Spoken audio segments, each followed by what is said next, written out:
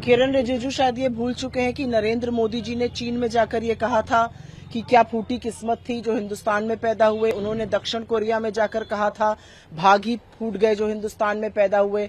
उन्होंने ब्रिटेन में जाकर हमारे डॉक्टरों की इतनी फजीहत करी थी। नरेंद्र मोदी ने, चाहे वो अमेरिका हो, ब्रिटेन हो, कोलंबिया हो, दक्षिण कोरिया हो, जर्मनी हो, चीन हो, हर जगह जाकर उन्होंने देश का अपमान किया है और इस बात को वो नकार नहीं सकते। कांग्रेस ने इस देश की आजादी के लिए शहादत दी है। इस देश को एक रखने के लिए इंदिरा जी ने अपने प्राणों का बलिदान दिया है, राजीव जी ने अपने प्राणों की आहुति दी है। इस देश में सद्भाव और सौहार्द जब तक बना रहेगा ये देश एक रहेगा, लेकिन ये बात न आरएसएस समझ सकती है और न बीजेपी समझ सकती है। किरण रिजिजू शायद ये भूल चुके हैं कि नरेंद्र मोदी जी ने चीन में जाकर ये कहा था कि क्या फूटी किस्मत थी जो हिंदुस्तान में पैदा हुए। उन्होंने दक्षिण कोरिया में जाकर कहा था भाग ही फूट गए जो हिंदुस्तान में पैदा हुए।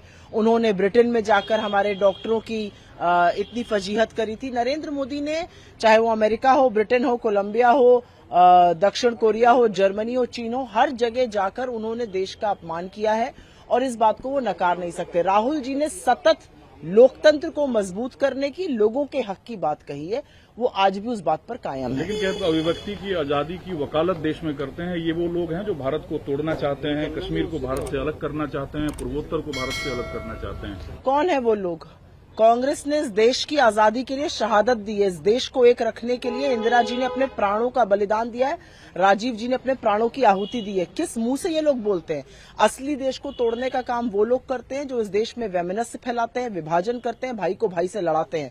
इस देश में सद्भाव और सौहार्द जब तक बना रहेगा ये देश एक रहेगा, लेकिन ये बात न आरएसएस समझ सकती है और न बीजेपी समझ सकती है। कांग्रेस समझती है और कांग्रेस अपना दायित्व पूरा करती है इस देश को एकजुट रखने का। राहुल गांधी ने इस देश को एक रखने के लिए कन्याकुमारी से कश्मीर और मणिपुर से मुंबई तक की यात्रा करी। कोई एक बीजेपी का नेता है जिसने अपनी छोटी उंगली का नाखून काटा उस देश को एक रखने के लिए?